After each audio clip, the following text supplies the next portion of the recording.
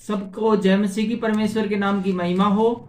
आज हम देखेंगे यूहन्ना रचित सुसमाचार उसका 19वां अध्याय, और इस अध्याय में हम देखेंगे मृत्यु दंड की आज्ञा, जो कि हम पिछले अध्याय से ही देखते आ रहे हैं। और साथ ही हम देखेंगे क्रूस पर चढ़ाया जाना, और यीशु की मृत्यु भी हम इसी अध्याय में देखेंगे, और भाले से बेधा जाना, और इस अध्याय के अंत में हम देखेंगे यीशु का गाड़ा जाना। तो आइए जल्दी से शुरू करते हैं। यूहन्ना रचित सुसमाचार उसका 19वां अध्याय, और पिछले अध्याय से हम पढ़ रहे थे मृत्यु दंड की आज्ञा। जो पिछले अध्याय की जो 3 लाइनें हैं उनको एक बार फिर से पढ़ लेते हैं, ताकि ये जो अध्याय है ये कंप्लीट हो। यह कहकर वह फिर यहूदियों के पास निकल गया और उनसे कहा, मैं तो उनमें कुछ दोष नहीं पाता। अच्छा, जो पिलातुस था ये यहूदियों के पास जाता है और कहता है कि मैं तो भाई यीशु मसीह के अंदर कोई किसी प्रकार का दोष नहीं पाता हूँ, पर तुम्हारी यह रीति है कि मैं फंसे में तुम्हारे लिए एक व्यक्ति को छोड़ दूं। लेकिन जैसा कि हमने सिस्टम बना रखा है कि जब त्योहार का समय आता है, फंसे का समय आता है, तो हम एक अपराधी को छोड़ दिया करते हैं। क्या तुम चाहते हो कि मैं तुम्हारे लिए यहूदियों के राजा को छोड़ दूं? वो बोलता है भाई तुम कहते हो तो भाई मैं एक बंधन तो छोड़ना है अपन है। तो भाई धार्मिक व्यक्ति ऐसे ही आदमी इन्हें छोड़ देते हैं, इसने कोई खास क्राइम नहीं किया, नहीं कुछ क्राइम किया, थोड़ा बहुत भी मैंने इसकी जांच पड़ताल कर ली, तो इसको छोड़ देते हैं तुमको। तो तब उन्होंने फिर चिल्ला कर कहा, फिर जो पूरी भीड़ थी उधर, जो यहूदी फारसी और जो यीशु के विरोधी थे, शास्त्री फरीसी और ये जो व्यवस्था की जानकारी, ये चिल्लाने लगे और बहुत हंगामा करके कहने लगी, इसे नहीं परंतु हमारे लिए बारब्बा को छोड़ दे। और बारब्बा डाकू था। वो बोले ना, जो डाकू खतरनाक जो बंद कर रखा है ना अंदर, इसको छोड़ दे, इसने कौन छोड़ना, सारा रोगला तो इसे का है, इसे ने तो पकड़ाना है, इसे ने तुम छोड़ने की बात कर रहे हो, कमाल कर दिया जज साहब। तो फिर आगे हम आ गए हैं 19वें अध्याय में, जो कि आज के इस वीडियो का मेन अध्याय है। इसके अंदर हम आगे देखते हैं। इस पर पिलातुस ने यीशु को कोड़े लगवाए। वो बोले ठीक है भाई। तो पिलातुस बोला इसका कोड़े लगाओ। उस समय रीति थी कि किसी को सूली पर चढ़ाने के लिए पहले कोड़े वगैरह लगाए जाते थे, उसको दंडित किया जाता था। सिपाहियों ने कांटों का मुकुट गूंथ कर उसके सिर पर रखा, और जो सिपाहियों थे उन्होंने कांटों का मुकुट बनाया और उसके सिर के ऊपर रख दिया, ताज रख दिया कांटों का, और उसे बैंगनी वस्त्र पहनाए, और यीशु मसीह के जो कपड़े पहन रखे थे उनको उतार कर उसके कपड़े चेंज करे, और उसकी जगह बैंगनी रंग के कपड़े हैं वो पहना दिए गए, और उसके पास आकर कहने लगे, और यीशु मसीह का मजाक उड़ाकर कहने लगे। हम देखते हैं क्या कहने लगे, हे यहूदियों के राजा प्रणाम। क्या बोले, हे यहूदियों के राजा प्रणाम। और उसे थप्पड़ भी मारे। तो उसका मजाक उड़ाने लगे, और यहूदियों का राजा तुझे प्रणाम इस प्रकार से कह के मखौल करने लगे। तब पिलातुस ने फिर बाहर निकलकर लोगों से कहा, देखो मैं उसे तुम्हारे पास फिर लाता हूं, ताकि तुम जानो कि उसमें कुछ भी दोष नहीं है। पिलातुस का जो बिल्कुल भी दिल नहीं कर रहा था यीशु मसीह को सजा देने का, इसलिए वो लोगों के पास आके कहता है, मैं एक बार फिर से लेके आता हूं मैं तुम्हारे सामने यीशु मसीह को, और मैं ये एक बार फिर से बताऊं, तुमने उस आदमी ने कोई पाप नहीं करा, कोई जुर्म नहीं करा, और ये सब जुर्म तो बिल्कुल भी नहीं कर रखा कि डायरेक्ट सूली पर लटका दिया जाए। तब यीशु कांटों का मुकुट और बैंगनी वस्त्र पहने में बाहर निकला। तो एक बार फिर से पिलातुस है वो लोगों के सामने यीशु को लेके आते हैं। तब उसने बैंगनी वस्त्र पहन रखा था और कांटों का मुकुट भी पहन रखा था। ये लाइन हम रिमाइंड में नहीं रखते हैं, ये बात है, और ये बात है अभी मुझे भी अभी पता चली है कि यीशु मसीह को एक बार फिर से लोगों के सामने पिलातुस है वो लेकर आया था और कहा था कि मैं इसमें कोई दोष नहीं पाया, तुम एक बार फिर से सोच लो। और पिलातुस ने उनसे कहा, देखो यह वह पुरुष है। तो बोले ये है वो पुरुष, तुम कदे नाम का कन्फ्यूजन हो रहा हो, तुम किसी और यीशु मसीह को सजा देने की बात कर रहे हो और मैं गलती से सजा दे दूं। मैं इस यीशु मसीह की बात करूं भाई, मैंने इसकी जांच पड़ताल करवाई है और इसमें कोई दोष नहीं पाता, तुमको दिन में छोड़ दूं। जब प्रधान याजकों और प्यादों ने उसे देखा तो चिल्ला कर कहा, लेकिन यीशु मसीह को देखते ही जो प्रधान याजक और शास्त्री फरीसी जो दुनिया जान के लोग इकट्ठे हो रहे थे, उसको उनका गुस्सा यीशु मसीह को देखते भड़क उठा और चिल्ला कर कहने लगे, उसे क्रूस पर चढ़ा, क्रूस पर। इसे का जिक्र है और दूसरा कोई कंफ्यूजन नहीं है, इसने क्रूस पर चढ़ाओ और जल्दी से चढ़ाओ। पिलातुस ने उनसे कहा, उस भीड़ से पिलातुस ने कहा, तुम ही उसे लेकर क्रूस पर चढ़ाओ। बोले तुम ले जाओ भाई, तुम्हें जनता ने बोले, भीड़ ने बोले तुम्हें ले जाओ, तुम्हें चढ़ा लो क्रूस के ऊपर, क्योंकि मैं उसमें कोई दोष नहीं पाता। तीसरी बार पिलातुस एक बार और कहता है, मैं उसमें कोई दोष नहीं पाता, सूली पर चढ़ाना तुम्हें ले जाके चढ़ा दो। यहूदियों ने पिलातुस को उत्तर दिया, हमारी भी व्यवस्था है और इस व्यवस्था के अनुसार वह मारे जाने के योग्य है, क्योंकि उसने अपने आप को परमेश्वर का पुत्र बनाया है। तो फिर यहूदी कहने लगे भाई हमारा भी एक कानून है और उस कानून के अंदर कुछ नियम कायदे हैं, और ये कहता है मैं परमेश्वर का पुत्र हूँ, इसने ये क्राइम करा है और इसकी हम सजा देना चाहते हैं। जब पिलातुस ने यह बात सुनी तो और भी डर गया। पिलातुस ने जब ये लोगों ने जब पिलातुस को बताया कि ये कहता है परमेश्वर का बेटा, पिलातुस और भी डर गया, क्योंकि पिलातुस ने विश्वास कर लिया था अंदर से कि हाँ ये तो परमेश्वर का बेटा, और अब यदि परमेश्वर के बेटे को मैं सूली पर चढ़ाऊंगा तो मैं तो और भी मारा जाऊंगा। तो पिलातुस ये बात सुन के डर गया कि वो परमेश्वर का बेटा है, और फिर किले के भीतर गया और यीशु से कहा, फिर दोबारा फिर किले के भीतर जाता है और यीशु मसीह के पास जाकर पिलातुस से कहता है, पिलातुस यीशु से क्या कहता है, तू कहाँ का है? परंतु यीशु ने उसको उसे कुछ उत्तर नहीं दिया। पिलातुस एक बार फिर से पूछताछ करने के लिए स्वयं आते हैं और कहते हैं कि तो भाई तू कहाँ का है? लेकिन यीशु मसीह ने कोई उत्तर नहीं दिया गया, क्योंकि यीशु मसीह बचना ही नहीं चाहता था। अब यीशु मसीह चाहता तो कितनी देर का कभी का बच जाता, सिर्फ बातों के द्वारा ही बच जाता। पहले हमने देखा कितने अध्याय में किसी आदमी की हिम्मत नहीं थी कि यीशु मसीह की बातों का सामना कर सके, वो उन्हीं की बातों के माध्यम से उसको उत्तर देता था। और यहाँ पर भी जो इतनी सारी यीशु मसीह के ऊपर जो कार्रवाई चली, इसके ऊपर आरोप लगाए हैं, यीशु मसीह चाहता तो उन्हीं की बातों के द्वारा अपने आप को निर्दोष ठहरा देता, लेकिन यीशु मसीह ने नहीं ठहराया, क्योंकि वो स्वयं चाहता था कि वो क्रूस के ऊपर चढ़ाया जाए। इस पर पिलातुस ने उससे कहा, मुझसे क्यों नहीं बोलता? पिलातुस बोला, भाई मेरे से क्यों बोलता है? यार आप तो तेरी मेरी क्या दुश्मनी है, बोलता क्यों नहीं? तू बोल, क्या तू नहीं जानता कि तुझे छोड़ देने का अधिकार मुझे है? पिलातुस बोला, तू शायद मेरे को जानता को नहीं, तुझे छोड़ देने का अधिकार है वो मेरे पास है, और मैं चाहूं तुझे छोड़ भी सकता हूं, और तुझे क्रूस पर चढ़ाने का अधिकार भी मुझे, और बोले क्रूस पर चढ़ाने का भी अधिकार मेरे पास। पिलातुस सही कहता है, उसके पास तो अधिकार था, वो तो जज था, एक न्यायाधीश था। किसी न्यायाधीश के पास ये अधिकार होता है, किसी अपराधी को कितनी सजा देता है, कैसे सजा देता है, किसी अपराधी की सजा को माफ करने का अधिकार भी उसके पास होता है, और किसी अपराधी को सूली पर चढ़ाने का भी अधिकार होता है। तब यीशु ने उत्तर दिया, इस बार यीशु मसीह बोलते हैं और क्या कहते हैं पिलातुस से, यदि तुझे ऊपर से न दिया जाता तो तेरा मुझ पर कुछ अधिकार न होता, इसलिए जिसने मुझे तेरे हाथों पकड़ाया है उसका पाप अधिक है। यीशु मसीह बोले, ये जो अधिकार मिले है ना, ये बात ठीक है, तेरे पास अधिकार है, लेकिन ये अधिकार तेरे को परमेश्वर की ओर से दिया गया है। यदि परमेश्वर की ओर से दिया नहीं कर जाता तो तुम आज तुझको ये अधिकार नहीं मिलता, लेकिन तू जो मेरे को सजा देने वाला है, इस कारण तू कम अपराधी है, बल्कि जो मेरे पे दोष लगाने वाले हैं और जो कहते हैं इसको मारो मारो, वो ज्यादा दोषी है न कि तुम। 12वीं ऐसे हम देख रहे हैं, इस पर पिलातुस ने उसे छोड़ देना चाहा। पिलातुस का इस बार भी बिल्कुल मूड था, ये वो चाहता था कि छोड़ देते हैं यार इसको। तो बार बार ये पिलातुस का शुरू से हम देखते हैं कि एक ही मूड है, एक ही मन है। वो परेशान हो गया था, ये मुकदमा शायद उसकी जिंदगी में पहली बार आया था ऐसा, जिसके अंदर की उसका जो सारी जो संपत्ति थी वो एक जो आदमी था जिसके ऊपर इतने आरोप लगाए थे उसकी तरफ थी, एविडेंस की तरफ थी।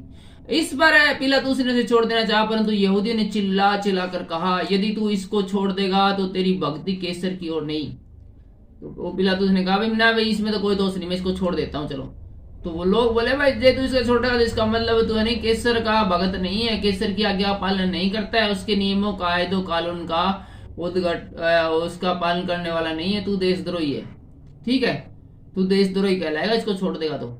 जो अपने आप को राजा बनाता है वह केसर का सामना करता है, और तू ऐसा करके जे तू इसको छोड़ देता है तो अपने आप को केसर से बड़ा मानता है, और इसका मतलब तू केसर की जो कानून नियम कायदे उनकी परवाह नहीं करता, और अपने आप को ही तूने बड़ा केसर के समान मान लिया। और जो केसर के समान अपने आप को मान लेता है ना, वो फिर केसर का उसको सामना करना पड़ता है, था तो उसको इस बात का जवाब देना पड़ता है, और वो बंदी बना लिया जाता है, और हो सकता है उसको मर भी जाना पड़े, और उसका जो वर्तमान जो पद है वो तो छीन ही लिया जाता है।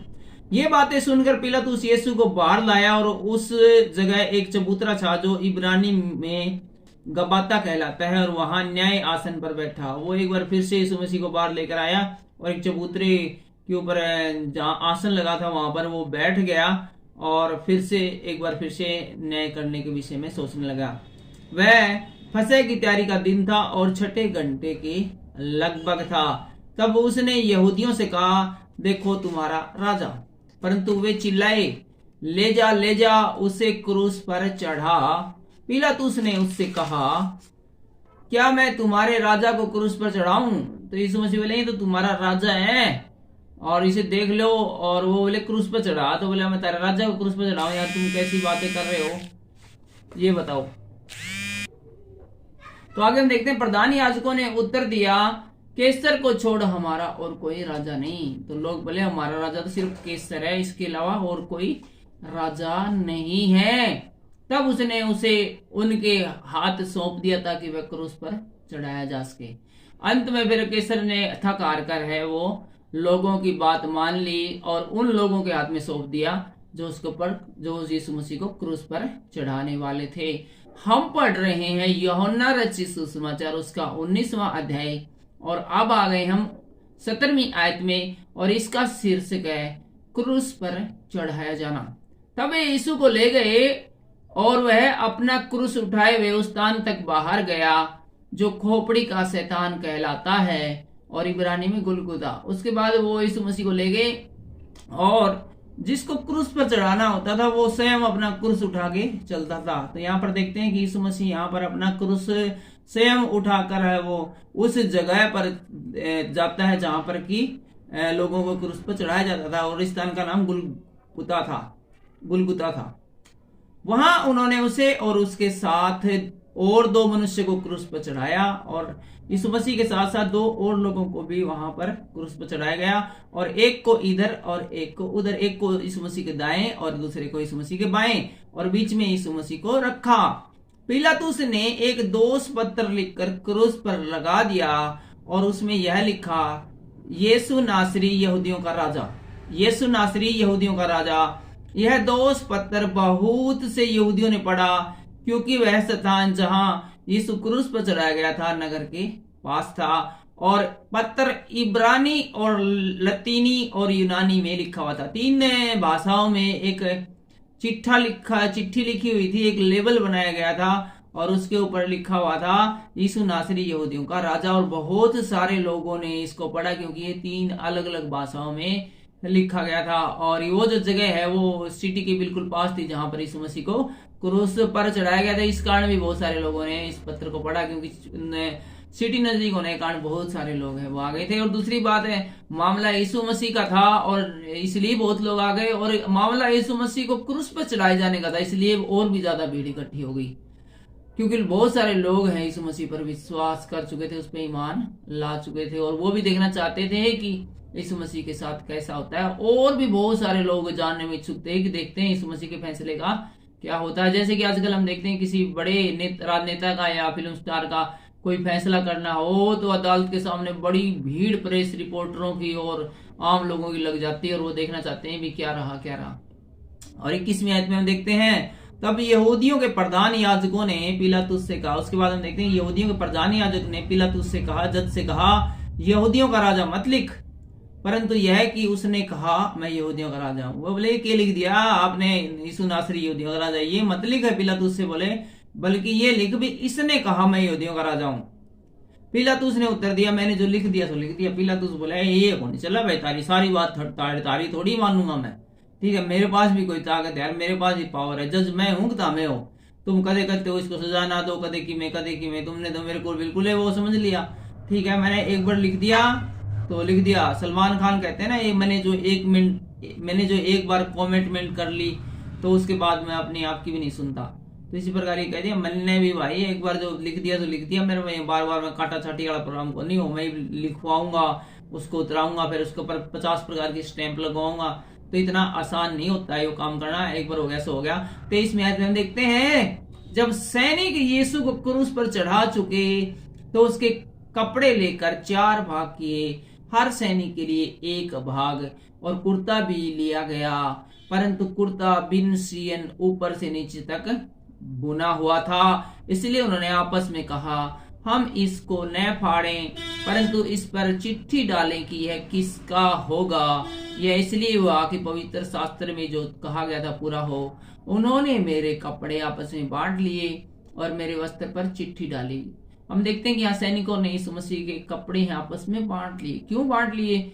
भाई नॉर्मली आप देखते हो कि किसी को फांसी देने वाली हो या फिर कोई मर जाता है तो उसके कपड़े हैं वो शांति के साथ और कहीं जहाँ पर किसी व्यक्ति को दफनाया जाता है या जलाया जाता है वहां पर डाल दिए जाते हैं, और कोई गरीब आदमी चुपके से अंधेरे में, रात के अंधेरे में उसको उठा ले जाता है। लेकिन यहाँ पर हम देखते हैं कि सैनिक, एक सरकारी जो सैनिक है, सिपाही है, जिनकी कितनी सैलरी होती है आज के टाइम भी देखते हैं आप, 70-80 हजार रुपए तो एक सिपाही नॉर्मल की भी सैलरी होती है। तो क्या जरूरत पड़ेगी भाई, जिसकी इतनी हाई इनकम है, जो सरकारी नौकरी पर है, वे लोग है एक अपराधी जिसको की घोषित किया गया है यहाँ पर, एक जिसको क्रिमिनल घोषित करके यहाँ पर सूली पर चढ़ाया गया है। क्योंकि सूली पर चढ़ाने के लिए किसी के ऊपर जब तक सीरियस इल्जाम नहीं लगे तब तक नहीं चढ़ाते। तो क्या कारण है कि एक सूली पर जिस व्यक्ति को चढ़ाया जा रहा है उस व्यक्ति के कपड़े आपस में बांट लिए। क्या ऐसा आपने आज तक सुना है कभी कभी किसी आदमी को फांसी दी जानी हो और उसके कपड़े के लिए मारा मारी हो, चिट्ठियां डाली जाए कि ये मैं लूंगा वो मैं लूंगा? कभी नहीं होता। ये इसलिए हुआ क्योंकि सब लोगों को पता था कि यीशु मसीह है परमेश्वर का बेटा था, और इसके कपड़ों में भी सामर्थ्य है। बहुत सारी हमने पीछे देखा है कि बहुत किसी ने यीशु के आंचल को छू लिया, उसके कपड़े को छू लिया तो भी वो चंगा हो गया। तो वहां पर हम देखते हैं कि यीशु मसीह के कपड़े कोई साधारण कपड़े नहीं थे, इनकी कपड़ों में सामर्थ्य थी, और हर कोई इस सामर्थ्य को लेना चाहता था। और ये किसी बड़ी लॉटरी लगने के समान था। लॉटरी इंडिया वाली नहीं जिसमें 1-2 करोड़ मिलते हो, बल्कि यूएस और यूरोप वाली जिसमें कि डॉलर में करोड़ों मिलते हो, ऐसी लॉटरी जैकपॉट लगने के समान था। इसलिए उन लोगों ने यीशु मसीह के कपड़ों को है आपस में बांट लिया था। 25 आयत हम देखते हैं, अतः सैनिकों ने ऐसा ही किया। यीशु के क्रूस के पास उसकी माता और उसकी माता की बहन। तो यहाँ पर देखते हैं कि यीशु मसीह को जहाँ क्रूस पर चढ़ाया जाता है वहां पर कौन था? यीशु की माता थी और यीशु की मौसी थी, और क्लोपास की पत्नी मरियम, और क्लोपास एक कोई था, इसकी पत्नी मरियम भी थी, और मरियम मदगिनी भी खड़ी थी। जब यीशु ने अपनी माता और उस चेले को जिससे वह प्रेम रखता था पास खड़े देखा तो अपनी माता से कहा, हे नारी देख यह तेरा पुत्र है। तब उसने चेलों से कहा, यह तेरी माता है। और उसी समय से वह चेला अपने घर ले गया, और उसी समय वो चेला है वो उसको यीशु मसीह की माता को अपने घर ले गया। तो मरने से पहले, सूली पर चढ़ने से पहले यीशु मसीह ने कहा अपनी माता से कि ये तेरा बेटा है, अपने चेले के लिए, और चेले से कहा कि ये तेरी माता है। और उसी समय वो चेला है वो माँ मरियम को अपने साथ ले गया। ये आयत मैंने आज इसके ऊपर ध्यान दिया है। मैंने करीब 20-25 बार बाइबल पढ़ी है, लेकिन इस जो आयत है, लाइन है, ये आज पहली बार मेरे सामने आई है। तो कुछ बातें जब हम बार बार वचन को पढ़ते हैं तो हर बार कोई न कोई नई बात का हमें पता चलता है। 28वें आयत से हम देखते हैं यीशु की मृत्यु। इसके बाद यीशु ने यह जानकर कि अब सब कुछ पूरा हो चुका है, इसलिए कि पवित्र शास्त्र में जो कहा गया था वो पूरा हो गया, मैं प्यासा हूं, वहां सिरके से भरा हुआ एक बर्तन रखा था। अतः उसने सिरके में भिगोए हुए स्पंज को जूफे पर रखकर उसके मुंह पे लगाया। तो यीशु मसीह ने देखा सब कुछ पूरा हो गया तो वो बोले कि मैं प्यासा हूं। तो फिर सैनिकों ने क्या किया, एक स्पंज लेकर जो कि सिरकों में डूब गया था उसके मुंह के अंदर रखा। जब यीशु ने वह सिरका लिया तो कहा पूरा हुआ, और सिर झुकाकर प्राण त्याग दिए, और सिर झुकाकर प्राण त्याग दिए। और इससे पहले कि हम देखते हैं, जब हम मत्ती रचित सुसमाचार, मरकुस रचित सुसमाचार या फिर लूका रचित सुसमाचार हम पढ़ते हैं तो वहां पर लिखा हुआ है, तब यीशु ने प्राण त्यागने से पहले कहा कि हे पिता मैं अपनी आत्मा तेरे हाथों में सौंपता हूं। जबकि यहाँ लिखा है और सिर झुकाकर प्राण त्याग दिए। चलो आप मैं आ गए हैं 31वीं आयत में, और यहाँ का शीर्षक है भाले से बेदा जाना। इसलिए कि वह तैयारी का दिन था, यहूदियों ने पिलातुस से विनती की कि उसकी टांगे तोड़ दी जाएं और वे उतारे जाएं, ताकि सब्बत के दिन क्रूस पर न रहे, क्योंकि वह सब्बत का दिन बड़ा दिन था। अतः सैनिकों ने आकर उस मनुष्य से पहले की टांगे तोड़ी, तब दूसरे ने भी जो उसके क्रूस पर चढ़ाए गए थे। परंतु जब यीशु के पास आकर देखा कि वह मर चुका है तो उसके टांगे न तोड़ी। तो यहाँ पर हम देखते हैं कि यीशु मसीह के साथ जो दाएं बाएं जो बंदे थे उनकी सैनिक आके टांगे तोड़ दी जाती है, लेकिन यीशु मसीह के पास आए तो उन्होंने देखा कि इसकी तो जान निकली हुई, इसलिए यीशु मसीह की टांगे नहीं तोड़ते हैं। परंतु सैनिकों में से एक ने बर्छी से उसका पंजर बेधा और उसमें तुरंत लहू और पानी निकला। जिसने यह देखा उसने गवाही दी और उसकी गवाही सच्ची है और यह जानता है कि वह सच कहता है कि तुम भी विश्वास करो। ये बातें इसलिए हुई कि पवित्र शास्त्र में जो कुछ कहा गया पूरा हो, उसकी कोई हड्डी तोड़ी न जाएगी। फिर वह एक और स्थान पर लिखा है, जिसे उसने बेधा उस पर वे दृष्टि करेंगे। और आगे हम देखते हैं, इस अध्याय के हम अंतिम पड़ाव पर आ चुके हैं और यहाँ पर है यीशु का गाड़ा जाना। और 38वीं आयत से लिखा है, इन बातों के बाद अरिमतिया के यूसुफ ने यीशु को चेला था जो कि परंतु यहूदियों के डर से इस बात के छिपाए रखता था। एक व्यक्ति था जो कि यीशु मसीह का चेला था, लेकिन वो प्रकट रूप में लोगों के सामने इस बात को बताता नहीं था, क्योंकि यहूदियों से वो डरता था कि मैं यीशु मसीह का चेला हूँ। पिलातुस से विनती की कि क्या हुआ है, यीशु का शव ले जा सकता है। वो आदमी है, इस पिलातुस के पास जाता है और बोलता है, भाई जी मैं यीशु मसीह का शव ले जा सकता हूँ क्या। पिलातुस ने उसकी विनती सुनी और वह आकर उसका शव ले गया। पिलातुस बोला, कोई बात नहीं भाई, हमने क्या करना है, इसने लाश रख के ने ले जा भाई, दे दो भाई इसका शव दे दो यीशु मसीह का इसको। निकोदेमुस भी जो पहले यीशु के पास रात को गया था, 50 सेर के लगभग मिला हुआ गंधरस और एलावा ले आया। तब उन्होंने यीशु का शव लिया और यहूदियों के गाड़ने की रीति के अनुसार उसे सुगंध द्रव्य के कफन के साथ लपेट दिया। उसके बाद हम देखते हैं कि यीशु मसीह का शव लेकर उन्होंने जिस प्रकार की रीति थी उसको यीशु में पुराने समय में जो किसी व्यक्ति को गाड़ने के, उसी के अनुसार उन्होंने उसकी जो कब्र है उसको बनाया, या फिर बोल सकते हैं जो ताबूत को बनाया और उसके अंदर सुगंधित द्रव्य वगैरह जो भी रखा जाता था वो सब रख दिया गया। उस स्थान पर जहां यीशु क्रूस पर चढ़ाया गया था एक बारी थी, तो वो स्थान जहां पर यीशु को कब्र पर चढ़ाया, उस क्रूस पर लटकाया गया था, वहां पर एक बाग था और उस बाग में एक नई कब्र थी जिसमें कभी कोई नहीं रखा गया था। और उस बाग के अंदर एक नई कब्र थी, उस कब्र के अंदर आज तक कोई भी नहीं रखा गया था। इसलिए यहूदियों की तैयारी के दिन के कारण उसने यीशु को उसी में रखा, क्योंकि वह कब्र निकट थी।